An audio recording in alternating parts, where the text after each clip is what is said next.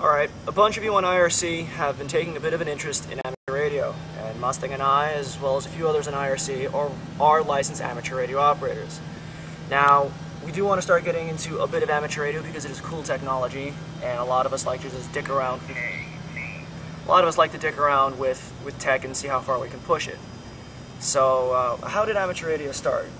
Well, amateur radio, I believe it started somewhere around 1920. I don't remember the exact date, but it's been around a lot longer than that. It's just basically people that they didn't do it professionally, they did it for a hobby, they messed around with radio, and through the years, they've pushed the envelope so far, trying all different kinds of things. I mean, you think just radio, you know, just voice communications over a staticky radio, but there's a lot more to it. A lot of times when people think amateur radio, it's just two fat truck stop CB guys talking about their monkey wrench and all that crap. But there's actually a really big community behind amateur radio. One of the primary reasons to get into amateur radio is to set up emergency communications when the shit has hit the fan, which in recent dates shit has hit the fan. You know, we've had a lot of bad weather. Ophidian does a lot of emergency amateur radio stuff. I'm involved with the amateur radio emergency services myself. Amateur radio was actually designed as a private sector of military emergency communication. So when the military needs aid, if they don't have communications, civilians can step in when an emergency arises and we can do something about it. But the 99% of the time when there's no emergency, you just talk to pretty cool people. Do some practice, prepare yourself for emergency. That's the thing about amateur radio. The redundancy factor in it. You know, everybody nowadays, they think, oh, what do I need an amateur radio for? I get a cell phone, I get a pager, whatever. Those all depend on a network, whereas the amateur radio can connect to networks, but you also have simplex, where it's just radio to radio. You're not relying on a third person. So if you have a generator, you have batteries, you have over-energetic kids and are crafty with putting together generators, whatever, you can power your radios when nobody else has got electricity, nobody else has got any other form of communication. Yep. I mean, and you know, not only that, you know, why do you need IRC? Why do you need Instant Messenger? Why do you need your Facebook or your MySpace? You use these as tools to communicate to people that you normally wouldn't see face to face in real life. There are a lot of amateur radio events where people will actually get together in a convention, like we do with BSoD meetups and 2600 meetups and all that other shit. And people will get together and they'll just geek out with amateur radio. Now, if you want to get involved with amateur radio, it's really not difficult. There are no drawbacks to not having your amateur radio license. You can go to QRZ.com, we'll put a link in the show notes, possibly on the screen, and you can take practice exams. Now, the practice exams are actual questions. I think it's, what, 100 or 150 questions total, but you only get asked... No, the pool's, I think it's around 400, but the question base is, what, 35 now? Yeah, you'll only, for your entrance exam, a technician class license, you will only be asked 35 of those possible questions. A lot of the questions are bureaucratic crap about what forms you have to fill out, or just scenarios of, like, you know, what frequency is UHF, what frequency is VHF. Take the test, and when you can pass it like 5 times in a row, with at least an 85 percentile or higher, wait a couple of days, and then take it again to see if you pass it. Just memorize all the answers. Now, a lot of times people think, oh, that this is cheating, it's not amateur radio. But to tell you the truth, I have never encountered any of those questions in real life. It's pretty easy. Now, to get your actual license, you're going to have to find a local amateur radio group, which isn't too hard. QRZ.com. Is it .com or .net? I think it's .com. We'll put a link up on the screen if we fucked it up. You can actually put in your state, and they'll actually show you all of the active amateur radio groups. A lot of them are very friendly. You can go to ARRL, Amateur Radio Relay League, and they'll have a list of local groups in your area. A lot of times they'll meet up like once a month, and they'll have a formal meeting. They'll talk about, you know, whatever that group does. Like my local group, we do field days where we'll go out and we'll borrow each other's equipment. We'll set everything up in like a picnic area, and we'll communicate all around the world because amateur radio equipment can get kind of expensive. Mustang and I have Yaesu FT60s, which are really good first-time handheld amateur radios, but it's $250. That's a lot of money to invest on something that you might not be interested in. So even if you don't have a license, you can go to the amateur radio group and they can get you started. You can operate under someone else's license as long as they supervise you. So, we've got Ugster behind the camera. He can hop on my radio right now. Fortunately, it's my ass on the line if he decides to be a douche. Now, my suggestion, like Fox mentioned, the radios cost about $250. They're expensive. My suggestion is, first, see if you like amateur radio. Go get your license. If you have a friend that has a radio, use theirs for a little while. Go to club meetings. You can use their radios or field day events. And if you don't have the opportunity to use someone else's radio, you can jump on Echolink. You can download it on your computer. It kind of kills the redundancy of amateur radio, but it's like VNC pretty much. Yeah. That's the best way to describe it. What someone will do is they'll actually hook their radio into their computer, and you can log into their computer, and it's kind of like voice over IP, like Skype or whatever you use, with VNC put together, so you can control their radio over the internet and talk on their radio from over the internet. And that's another thing. We have repeaters. Repeaters are like IRC networks where, some Joe Schmo group, whatever, you just got some equipment left over, you got a spare controller, and we have a repeater. From New York City, I've actually gone as far out as the western side of Pennsylvania, 290 miles. Mustang, how far away are you from me? I'm about 100 miles away, but on the network that he talks to me on, I can hit people, so I know he can, all the way down almost by Washington, D.C., I believe. Yeah, we can go down to Maryland, Pennsylvania, parts of New York City, upstate New York, most of Pennsylvania, and these are all linked together with just one repeater network. So repeaters are set up by amateur radio operators for amateur radio operators to just get messages across. There's a lot of protocol and lingo, just like there is on AIM and IRC and everything else. Basically, each repeater, you get on, sit there and listen for a while before you jump into the conversation. Because with amateur radio, there really isn't a real strict set of rules. Every area you go to has a different set of rules. The rules are designed by the people that use it. Some areas they're more strict about what topics, like some repeaters, they don't like you talking about politics or anything that's controversial. I've listened in to the local repeater that he's on, and you can talk about anything there, and they do, and it's actually interesting. Whereas down by my house, it's more of a contest of who's got the bigger antenna. Yeah, they're pretty stuck up down there. But I mean, really, it depends on the area that you're in and what kind of people are around. And the best thing to do is, if you really want to get interested in amateur radio, try to go to a couple of local club meetings. Quit being a desocialized dork. Get out of your basement and start socializing with these people, because once you get on the air, everyone's really friendly. And once you have that license, I can tell you right now, before I had my license, everyone shunned me as the newbie, as the beginner, as the noob pwning piece of shit. And everyone, once I got my amateur radio license, usually it cost me no more than $15. Yeah, it's $15 to take. It's $15 to take your test, pass or fail. But if you go and you take your technician's test, which is the first level test, and you pass it, you get to take your, what's the next one, extra? General. A general. You get to take your general test for free, as long as you take it right there, right when you take your technician license, providing that there's a VE there that can give a general exam. A VE being a volunteer examiner. Meaning the only way to get a license is to find a local amateur radio group that has a volunteer examiner, so you have to go and meet up with these people anyway, so again, be social. It's really not a complicated process, it's really fun. There's a whole bunch of stuff there. There's radio BBS. Yeah. Amateur radio operators have actually put repeaters in space in geosync orbit or out of geosync orbit, and it'll come over the crest of the Earth, and you can track them with a directional antenna. And the only way, you can only get on at certain hours of the night. I mean, like the old internet. We can contact the International Space Station. I mean, if we have the proper antenna set up, hopefully in a future segment we'll contact the International Space Station, or at least the BBS node, and try to actually spam them with the BSoD URL. Yeah, that would be pretty cool. Now there's a new technology called D-Star, where it's no longer analog, it's digital communication, so you can have 128K ISDN data through your actual amateur radio. It's no EVDO cell phone network, but still, it's data. I mean, there's just so much to this, I really don't know where to start with. They have moon bounce. Yeah, they also have competitions on how far you can shoot a signal out, like the Wi-Fi shootouts, but with amateur radio. People reflect their signal off the moon, or they'll actually, which sounds kind of hard to me, they'll reflect the signal off of is it comets or asteroids? I don't know. I have heard of people actually waiting for full moons, as well as the Aurora Borealis, the Northern Lights, and they'll actually get magnetic and solar wind reports to the actual magnetic predictions of the sun itself and how it will affect the ionosphere of the Earth so they can reflect their radio wave off the ionosphere like a big reflector out to other parts of the world. And it's actually some pretty crazy stuff, and I don't know, what else are we forgetting? I mean, we've got repeaters, we've got radio BBS, which, I mean, it's a typical BBS. You can leave messages, chat, all that stuff, and email. We got D-Star, we've got repeaters, which are like IRC networks. Amateur TV. Yeah, there's also amateur TV. I don't know exactly what you could put on amateur TV. We got to look into that, but if you got a cable TV that has a manual tune, channel, I think 59 to 61, something like that, it actually falls in the exact lines of amateur radio TV. Then you've got slow scan TV.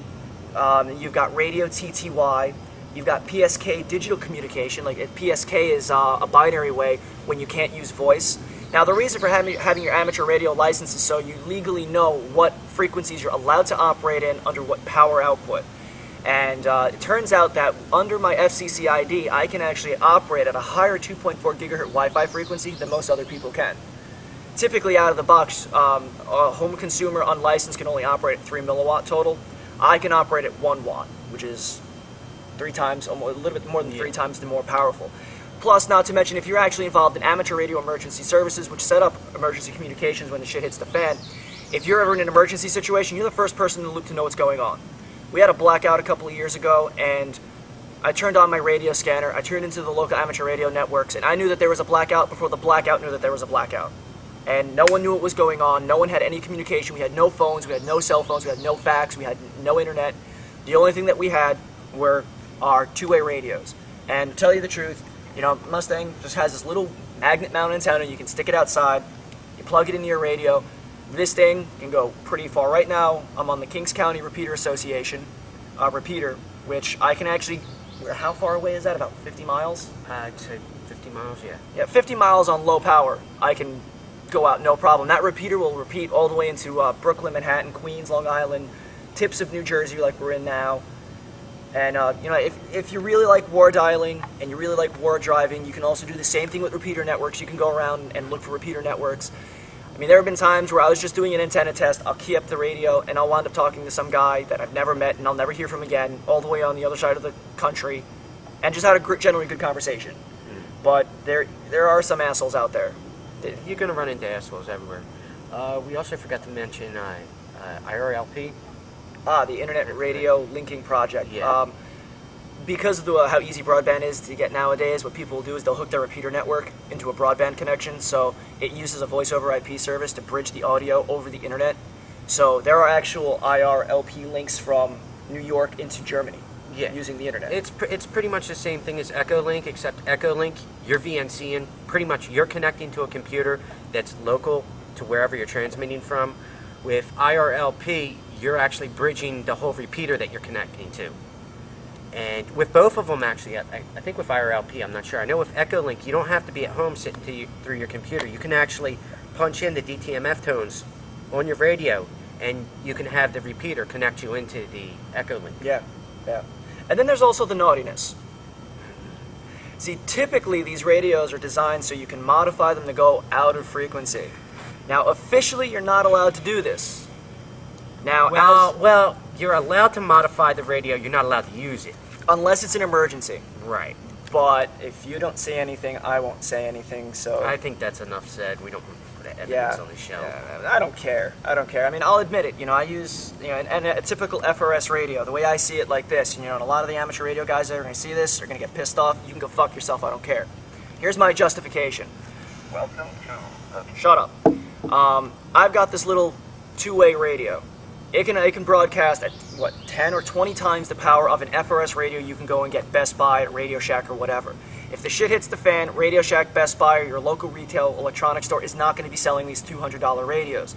They're going to be selling $8 FRS radios. So if we're ever in an emergency, I can go and hit the store, liquidate them of their entire supply of FRS radios and batteries, and I can still use this to communicate to everyone. Those two little radios aren't going to be able to communicate over long distances. I can. So that means I can act as a manual repeater, or I can even set up my radio as a repeater. And repeaters usually have protection, kind of like passwords, which are called PL tones. Certain radios can break those PL tones so you can get into repeaters that you shouldn't be on, like the police, fire, EMS. And as an FCC licensed operator, if you are caught interfering with any kind of emergency traffic or communications, you will be extremely fined, possibly sent to jail. So there is quite a bit of naughtiness you can do with these. As for FRS, like he was saying, you know, a lot of people are against it, but I go four-wheel driving out in the Pine Barrens. Sometimes I can be like 50 miles from any road. My car breaks down out there. My cell phone has no signal. I'm not going to hit any repeaters locally with a little 5-watt radio. But you got Boy Scouts back in the woods all the time, and they tend to carry FRS or GRMS radios.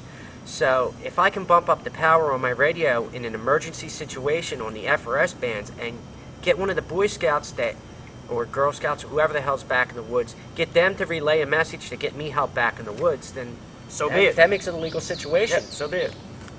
So, I mean, it's some fun stuff. You can get into some trouble. I mean, you know, you can modify these things to talk to the drive-through operators at your local Wendy's, McDonald's, Burger King, and etc., etc. You can also modify them to talk on things that you shouldn't be talking on, like PA speakers and things of the such. But if you're operating under a license ID, you can get in some trouble for that. Yeah. So don't.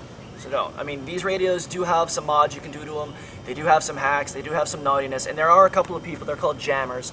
They're pretty much just the script kiddies and the flametards that would come on IRC and just spam about nigger hate and, you know, Nazi propaganda, because just pissing people off is what they do.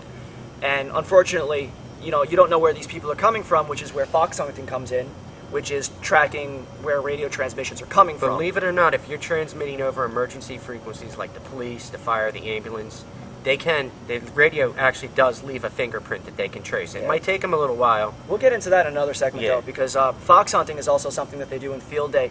They'll go and take a small little transmitter, they'll hide it someplace, and it'll make a little beep every once in a while, and you have to take your equipment with directional antennas and such, and you have to go find them. So that's something else hopefully we'll get into. Hopefully we'll get into radio BBS. I'd really like to contact the International Space Station. We'll most likely do some antenna designs for amateur radio, because, you know, we will be finishing up with the Wi-Fi stuff soon. So I mean, I think it's got some pretty cool stuff. There's just so much to cover. I think we should just end it here. Yeah. And if anyone has any interest, hit us on the show notes or on IRC. Ask us questions. We'll be more than likely around on IRC to answer anything at all. And if you have any questions we can't cover, there's a phone number. I don't have it right now, but you can contact the ARRL. ARRL, yeah. They have I think it's an 800 number that you can contact them and ask them any questions that you can't get covered by local people. Yeah, we actually have a couple of amateur radio operators in BSoD. We have Ophidian, Dave, someone. I think we got at least 5. And Acemon and Ugster are showing a real big interest in getting their license. Even my girlfriend's getting her license. I mean, having an amateur radio license in itself is a sign of respect when it comes to police, fire, and EMS. So, you know, if you're involved in the amateur radio emergency services and have an Aries card, and you have an amateur radio license, you can probably get away with, you know, getting away from a couple of speeding tickets. Yeah, I know. I'm a local, I don't know if I mentioned this or not, but I'm a local Aries Races member, and we have a nuclear power plant not too far from where I live, and we're pretty much the responders. We've had training in case there's an emergency down there. And unlike most of the other people that can't get back into my town if there's some kind of disaster, I can cross the line. All I have to do is show them my card, and I can get back into town, get my family out of there, help the neighbors, whatever, help evacuate it. So there's some benefits to volunteering to these different services too. You know, and just like BSoD, you know, BSoD is a community of people that want to help people. Amateur radio is in the same way. You have a community of people that want to make a better, you know, impact on the community by setting up emergency communications and just generally having a good time. I mean, on BSoD IRC, we say a lot of really, really messed up stuff to each other, and we can get really zany and really wacky. But whenever someone has a problem or comes in the channel, everyone's always willing to help, because that's just the kind of people we are. Every once in a while, you have a douchebag come in and they start some shit, and we all gang up on them and they kick our ass. So, you know, on my local repeater, we have a frequency jammer, and, you know, we're pretty much hunting him down, and we're taking vigilante justice on his ass. The shoutcast streams that are of amateur radio repeaters, are they legal? You are allowed to rebroadcast amateur radio over the internet, no problem. You just, no, yeah, that's it. So maybe in the show notes we can post some links to some streams so you can listen in if you're interested and see what it's all about. You know who we really have to whore out? Amateur Logic. Yeah, very, very good show. Those are some great guys. They're all amateur radio operators. They're not as hardcore when it comes to tech with BSoD, but they're way more hardcore with amateur radio than we're going to get on the show. So if you really want to go and check out some of the stuff that amateur radio is all about, Amateur Logic, I'll put a link on the screen, and I'll put some show notes. I've actually done a segment for those guys. They're some pretty cool guys. I'm hoping one of these days I can actually get some equipment to actually talk to them over the air. It'd be quite an honor. Yeah. All right, I think we're running out of time, so we're going to just shut up and leave all your questions and comments for the IRC and show notes. Alrighty, we are in the absolute worst place to do any kind of electronics, my kitchen. It's small, it's cramped, but in this segment we're going to show you how to use either your oven, toaster oven, or a heat gun on how to salvage parts off of PCBs. And a lot of my earlier segments in the show, I always tell you, go get an old phone, go get an old radio and scrap it for parts, but I never really involved myself into explaining how to actually take those parts off. You can use your soldering iron and some desoldering braid and finagle them off the board, but there are easier, slightly more dangerous, and we all love dangerous because people always get hurt, as long as it's not you. So I'm going to re-angle the camera and I'll show you some of the tools and the tips and the techniques on how to actually salvage stuff off of PCBs using a heat gun. Alright, as many of you have seen in Ugster segment, I have a very small kitchen. We don't have a lot of floor space or working space here, so I've actually added this really old cooking tin. So just a cooking pan. It's really cheap, it's decrepit, I use it for soldering on it, and I put it over the sink. God forbid anything's really hot or you need to get something into the sink, I can either dump it on the pan to cool down or throw something in the sink. Now, I've got a lot of plastic bottles here for soaps, and I got a Brita filter, and, you know, some spray-on cooking oil, and rubber gloves for whenever I do my dishes. All of this needs to be removed. If this pan bottle, or any kind of pressurized cooking vessels, like, you know, the spray-on non-stick crap like this stuff, will hit too much heat, it will literally explode. Plus, the heat will reflect off of your countertop and melt anything, and this wicker basket could probably get set on fire. These gloves can cause a lot of noxious fumes, so all of this needs to be cleaned off. Your parents will kill you if you're taking a 1200 degree torch to your freaking counter. So work on the pan if you have to, or if anything, bring anything to your greasy, disgusting looking stove. Alright, so behind me I have the utmost disgusting looking toaster oven in the world. Again, your parents will probably get really pissed off if you set it to 500 degrees and then threw some PCBs in there. Now, the object of this is to heat the actual solder on all of the PCBs up, either using the toaster oven or the heat gun. You can even throw them inside the oven, but that's a little bit too hot. So what I'm going to do is, some of the tools that we have will include, I like locking vice grips, that way I can lock my board down and I can actually pull the entire board away from me while working with it. I've got some regular pliers, as you know, because really you cannot hold these boards in your hand, they're going to be piping hot. I've also got something called hemostats. They're usually found in hospitals, but any precision tools, very small jewelers, needle nose pliers, precision screwdrivers, and things of the such to pull your parts off of. Because a lot of the parts on these plastics will melt very easily, so you got to make sure that you got to get them off the board and into a cooling vessel, or right on top of the tray as soon as possible. So you know, you can even remove the CPU slot from this motherboard with little to no effort, but because it's made out of plastic, it will actually be heat damaged very easily. A lot of these parts on this board, connectors, the BIOS, I'm very interested in the BIOS, the PCI slots, the USB and network connectors up here. A couple of these capacitors would be nice. Plus there's a whole bunch of fun little logic chips on the board that can be pulled off. The fan headers are always fun to play with. The IDE and the floppy drive headers are always fun to have. Capacitors are always good to have. There's a lot of surface mount resistor networks that I need for another project. We've got some frequency crystals, and we've got some pin headers and such. And if you even want to, you can strip practically this entire board with, you know, a good portion of your weekend. So I'm actually going to go and reset up the angle, and I'm going to get to work on this. Alright, so I've got the motherboard, got my heat gun, got my tools, and I've also got Bunny right behind the camera, because you have to remember, when you cannot put a heat gun that's bursting out over 1,000 degrees Fahrenheit on the counter because you're going to melt anything that's in the area. Never leave a hot running tool on the floor or the counter unattended. What? Oh, yes, thanks, honey bun. I'm also wearing, where am I? Hi, I'm also wearing the surgeon's cap because I have long hair now, and getting your hair in, you know, a hot blast of, you know, jet stream air is not fun. So I've got my channel locks. You do not need to have channel locks you can take an ordinary, everyday household pair of pliers and wrap a whole bunch of rubber bands around it so it actually has that tension to it.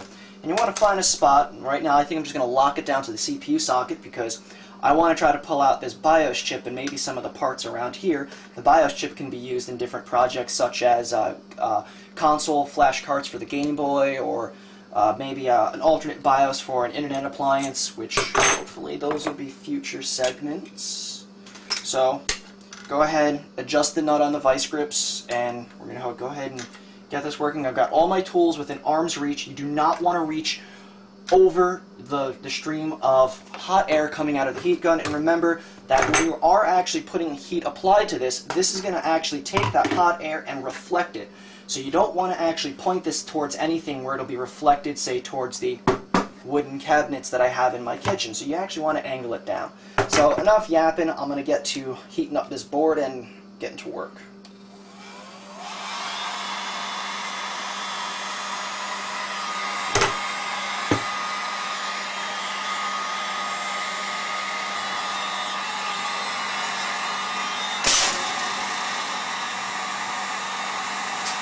Woo!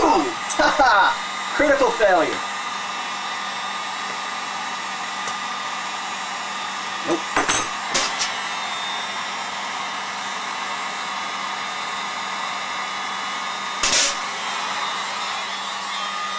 You okay? Yeah, I'm fine.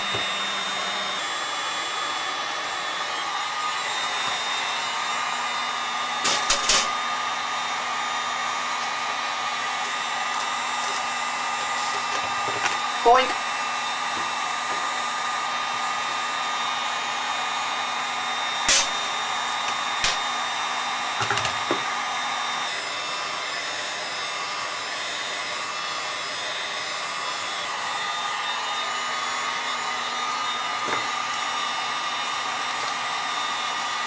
Ah, some of the pins didn't come out.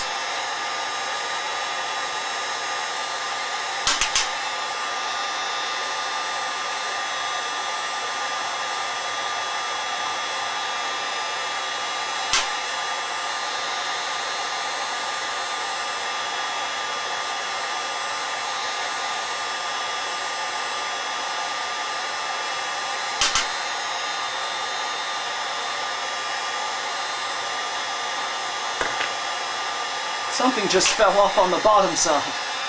$10 says it's a capacitor.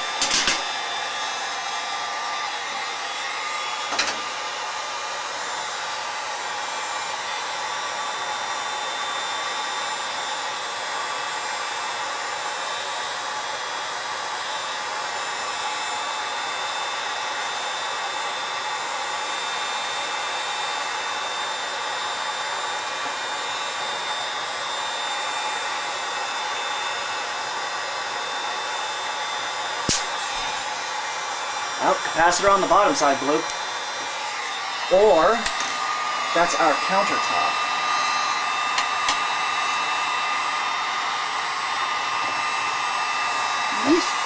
Don't know what it was. It wasn't fun. Ah, you see this wonderful scorch and explosion mark? This is why we don't use our countertop. Learn from my example, fucktards. Always work on something that is not very valuable. This countertop's ruined, and I'm really glad I rent. Sucks to be my landlord. Alright, so a little bit of time, a little bit of patience, my girlfriend annoying the crap out of me and me ruining my kitchen counter, and a few motherboards later, I've got a nice little parts container full of salvage. Now, like I said, a lot can go wrong. This can be relatively dangerous. Make sure that you have someone by your side that is willing to go and give you first aid, just in case something goes wrong. Take my tips and techniques. I'll put more information in the show notes, as always. But, I was able to salvage a couple of BIOS chips, always really useful. Another BIOS chip. I've got some SRAM that I'm hopefully going to put in my, upgrade the RAM in my NES. I got a whole bunch of little part headers. I got some inductors, some capacitors, a whole bunch of pin headers and whatnot. And thanks to Mustang, I've got this really cool case to put everything in. Now, you can also put your board in a toaster oven or your house oven and do the same thing, but you remember you're working with really, really hot items here, both metal and plastic. Now, the plastics can only tolerate heat for so long, so you got to make sure that you pull them off. I got a couple of PCI headers that I'm going to be using for another project. It took me a couple of attempts, and most of them were ruined, but I did get a few salvageable ones. So, that's about it. This process can also be said for putting boards together. Just in reverse. You put all your boards on top put all your parts on top of your board, you put it in your toaster oven, or your oven, you let it sit, and all the solder will melt, and, but that's for another segment. So anyway, really, I'll put a lot in the show notes, and I'll put a lot in the, on the forums. If anything, just do some Google searches on how to do surface mount rework or salvaging parts using a heat gun, and really, don't burn down your house, and if you do, record it, because it'll be funny. Jailbreaking the G1 can be a fairly simple task as long as you're not trying to do it while on camera. I did it successfully last night. I failed a few times today while trying to do it on camera. Hopefully this time goes better. The first thing you're going to want to do is download the Dream image. That's the image file that you're going to put on the SD card to flash the phone with. That'll roll it back from the RC30 firmware to the RC29, which gives you root access on the phone. So the first thing you want to do on your phone is scroll down from the little status bar. Oh, sorry. When you plug in the USB, scroll down from the status bar and click where it says USB connected and mount the phone. That'll make the phone show up on your computer as it'll make the SD card in the phone show up as a thumb drive. So you want to go over to the computer, open your thumb drive, and then just drag the ROM image onto your thumb drive as so. Make sure you format your card in FAT32 before you attempt to do this. If not, you can run into some random problems. It might work, it might not. So anyway, this takes about 30 seconds. It doesn't take too long. Now you want to turn off the phone. Power it off. Okay. Now that it's powered off, you want to find the camera button, press down the camera button, hold it, and press the power button to load it up in bootloader mode. It'll search for the image that you put on the SD card, and it's found it. Now just hit the power button, and it'll start to flash that image on the phone. Sorry, the video's not all that great. There's no screen capturing software out yet for the G1, at least not that I know of. So I had to just basically take the camera and shine it on my phone. That's why I'm having a little bit of a hard time doing things here, because I have to do it pretty much in the dark here to get the phone to show up on the camera. This process won't take too long. It takes maybe 1 or 2 minutes. I'll do some editing magic and we'll skip ahead to when it's finished.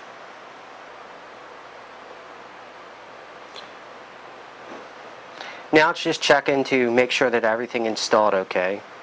This will take about another minute or so. Doesn't take too long. And everything's installed okay. So you're going to click in on the trackball. That brings you back to the bootloader screen. Then you're going to press the hang up and the answer button and the menu key all at the same time. It's a little bit difficult. And the phone should reboot. After the phone reboots, you have to go through the whole setup process like when the phone's brand new. Basically log into your Google account and set it up. The first thing you need to do once it's rebooted is to set up the Wi-Fi and make sure that it's associated with your access point. And then go onto the Google Market and download the terminal emulator. I'll cut the video from right now and we'll resume when it's done booting up. Okay, now that the phone's booted back up, I've already went ahead and entered in my wireless key and associated it with a router, and I went to the Android market and downloaded the terminal emulator.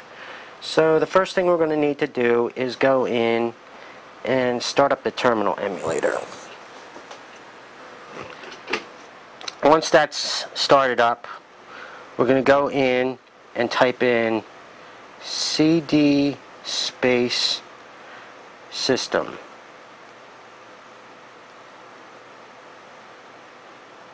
Enter, and then CD space bin.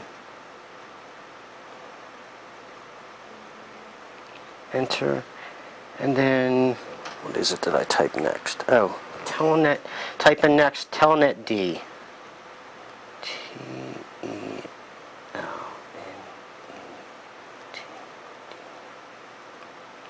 And that starts up the Telnet server on the G1 phone. We can exit this out, go back to the home screen. Now if you have a Telnet client on there, you can Telnet into your phone from there. I don't have one on my phone right now because I just reinstalled everything. So we're going to go over to the computer and I'm going to launch PuTTY. The IP of the phone I believe is 192.168.1.100 and choose Telnet. Let's open. And now we have root access to the phone. As you see, all the files there.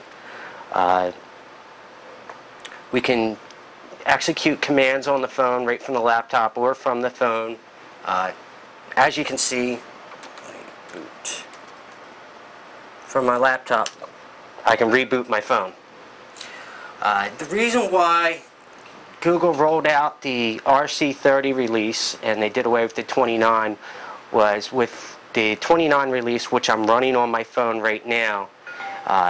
Everything has root access on the phone, so if you're sending an SMS to a message, SMS message to a friend, and the word reboot happens to be in that message or any other kind of command that it would recognize, it will reboot your phone right from there, which isn't exactly a good thing. Not only that, the majority of people shouldn't have root access. They have no idea what the fuck they're doing.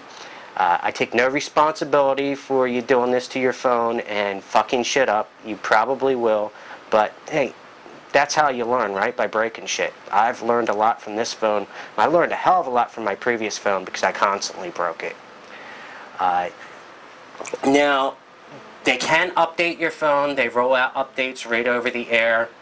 There is a way, after rolling it back to the RC29 firmware, there is a way to patch the RC30 firmware. I'll put a link in the show notes so you can upgrade to that and still have root access. I'm not going to show how to do it on this show right now because it's not hard, but it's not simple. I'm not bothering to do it on my phone because you're required to patch the backup system in the phone, which I don't want to. I don't want a chance breaking it. Not only that, Cupcake's going to be released in like a week or two, which is the new firmware for the Android operating system. And most likely, once that's released, it's going to be a whole nother process you'll have to go through in order to jailbreak your phone. But now you have root access to the phone, and you can run whatever programs you want. In this segment, I want to get into firmware hacking. Now, I don't want to really focus on one specific topic right now. I want to explain what firmware hacking is in general, and I'll explain something called Rockbox in a little bit. Now, when you have an embedded device, let's say my Sansa E250 MP3 player, or your iPod, or your cell phone, or your PDA, or your Pocket PC, or your Palm, or your BlackBerry, or whatever, you have a firmware. Your firmware is your operating system. Now, when you first turn on the device, there's typically something called an IPL, or an intermediate, or an immediate bootloader. It's like a BIOS to your computer, or a boot ROM to an embedded appliance. When it first turns on, it boots up the text hardware, make sure everything's in check, make sure that you have enough power and everything's all ready, and then boots into the firmware. And the firmware is that operating system. Now, typically whenever we do some firmware hacking, we're not messing around with the IPL, or the BIOS for that matter. Maybe in some further segments, if we do get complicated enough, I'll get into some IPL and some BIOS hacks, but that's way down the road. Okay, so why would you want to do something like this? In previous segments, we've done some stuff with cell phones to unlock features that the carriers would lock out. You know, things like custom menu settings, or use your own ringtones, or the MP3 player.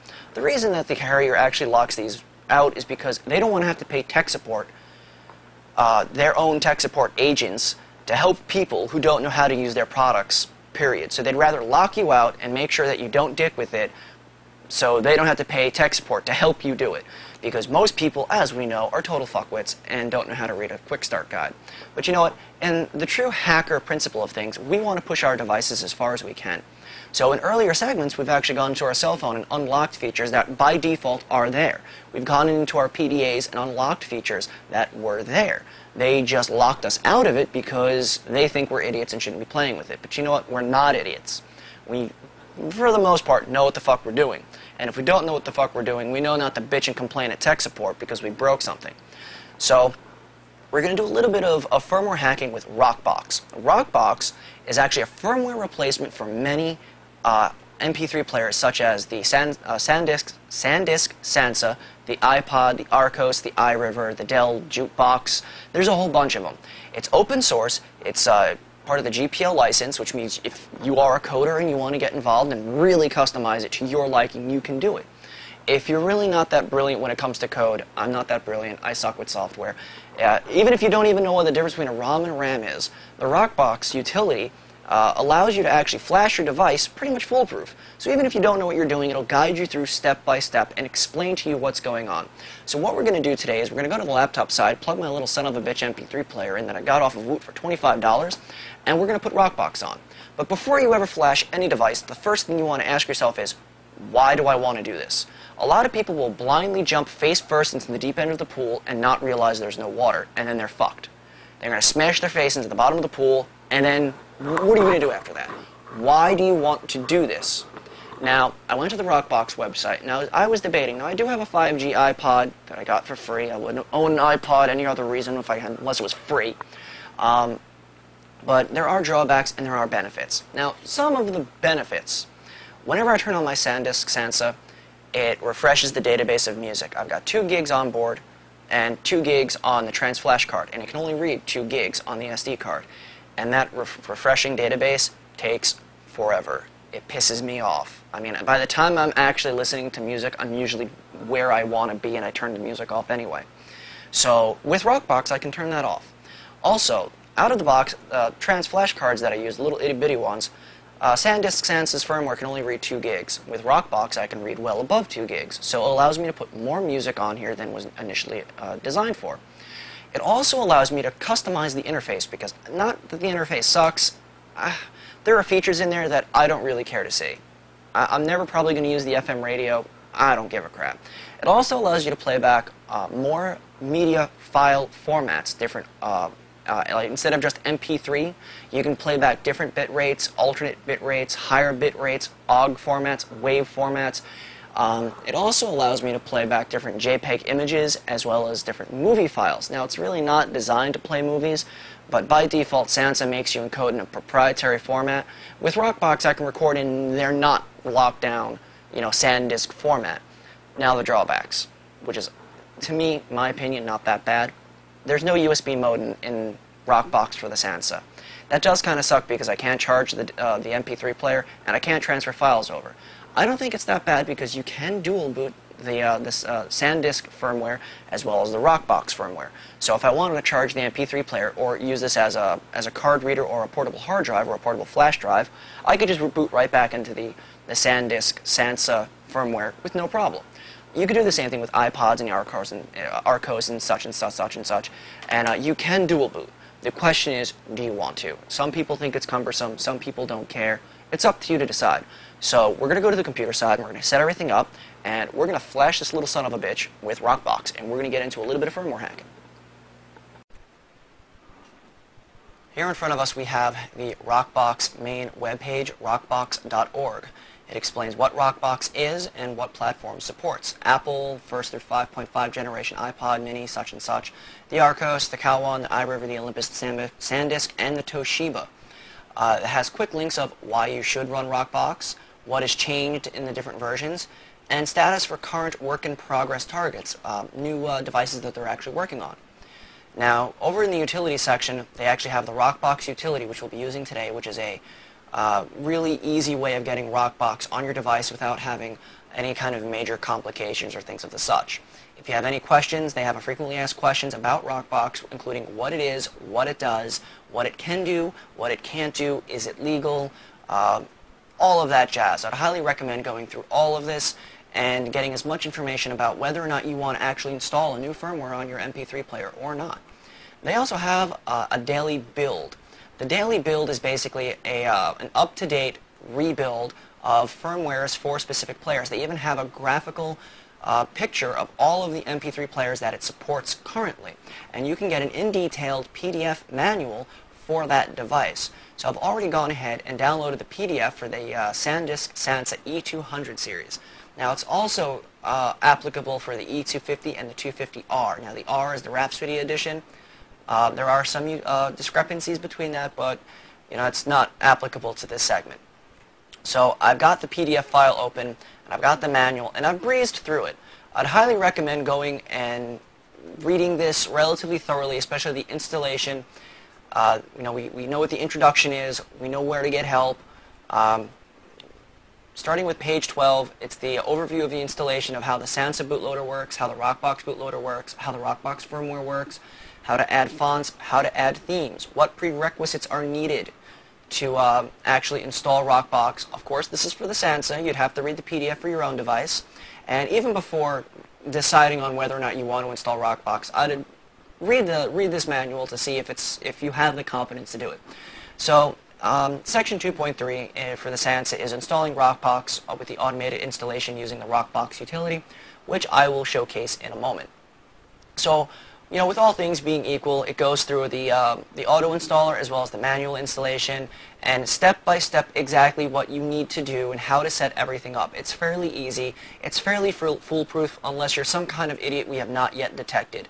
And if you do fuck this up, let us know so we know how to classify your level of idiocy, please. I'm going to go ahead and boot up my Sansa just to show that it's at the stock firmware. Now, it does take a little bit to boot up, and it's got that really annoying refresh database thing.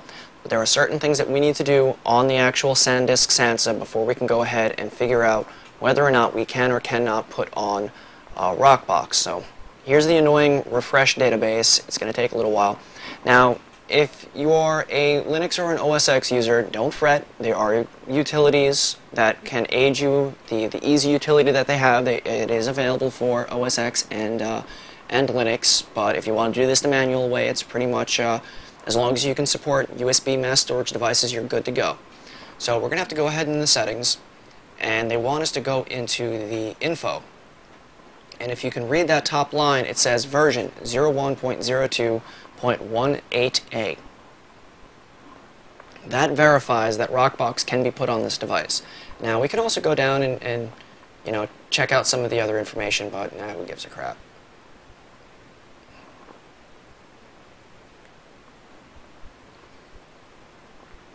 Another thing that we have to do before we put Rockbox on is we have to make sure that it's in the appropriate USB mode. It tells us that it has to be in MSC mode, which makes the Sansa recognize as a USB disk.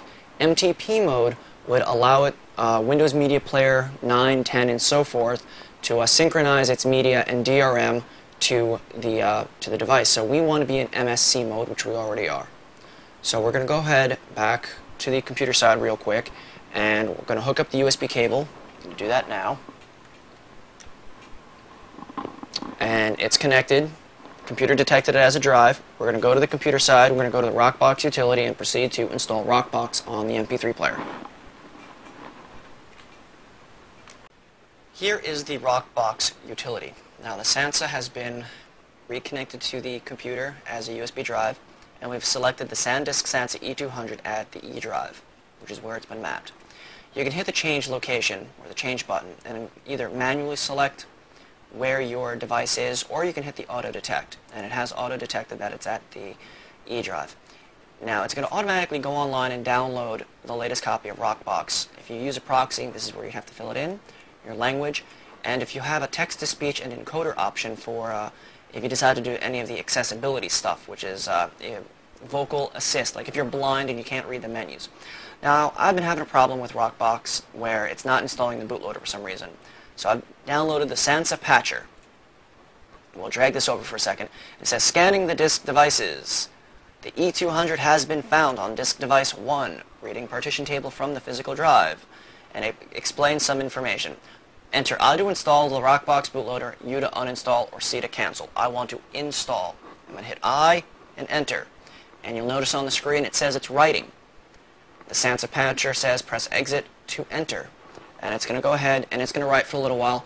We're going to cut frame, wait till this is done, and we will cut scene over to the Rockbox utility.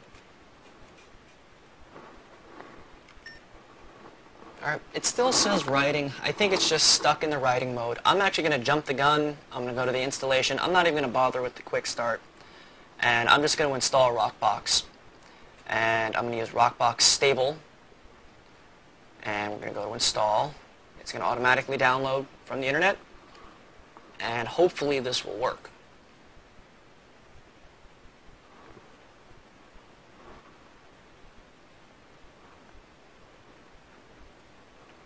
Alright, it says the installation was completed, and Rockbox is now on my MP3 player. And if you notice, the screen says connected. It's no longer writing, which means it's safe to unplug.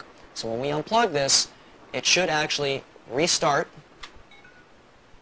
Disconnected, system restart. There's the SanDisk loader, and there's the Rockbox bootloader. And there's Rockbox. Now, I would go in and install some new fonts. This is kind of small, kind of hard to see. You know, I'll try to up the exposure of my camera a bit so maybe you guys can see. It is a little dim, but there it is. There's Rockbox. Now you can start fiddling around with the new firmware and add more features to the device than normally wouldn't be there. Alright, there we have it. With just a little bit of time and patience, we got a new firmware on our MP3 player that gives us more than what the manufacturer intended us to do. Will it void your warranty? Probably more than likely. Is it legal? For this device, yes. Rockbox is completely open source, GPL, and is 100% legal to use. Now, if you do have a problem with it, or you do break your device, shit happens. But to tell you the truth, this is one of the safer devices to fuck around with. Rockbox, in general, I mean. Now, hopefully this will be a segue into some more segments, some future segments in doing some more firmware hacking for other devices. Gotta see, if you guys want it, we'll definitely air it. This isn't my first foray into Rockbox. I have played with it in the past. I have bricked a few iPods, so you have been warned. So I'm just going to end it here. If you have any questions or comments, you can always catch me on IRC. Information, as always, on the website. You can always hit me up on the forums or ask questions there. They've been a little bit dead lately, which I kind of like because I hate admitting the forums. I've had better things to do, like make segments. So hope this piqued your interest. If you have any questions or comments, contact us. Let us know what you think.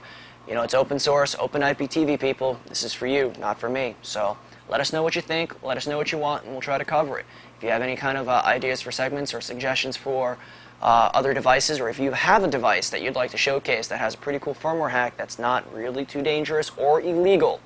We don't want to see any Fauna hand grenades or Wi-Fi hand grenades or any kind of Wi-Fi hacking DAuth attacks or anything like that. But maybe you have an HTC product or a PDA or a cell phone that you can upgrade to do a little bit more than what it's intended to do. Let us know. All right, everyone. Good luck and have fun.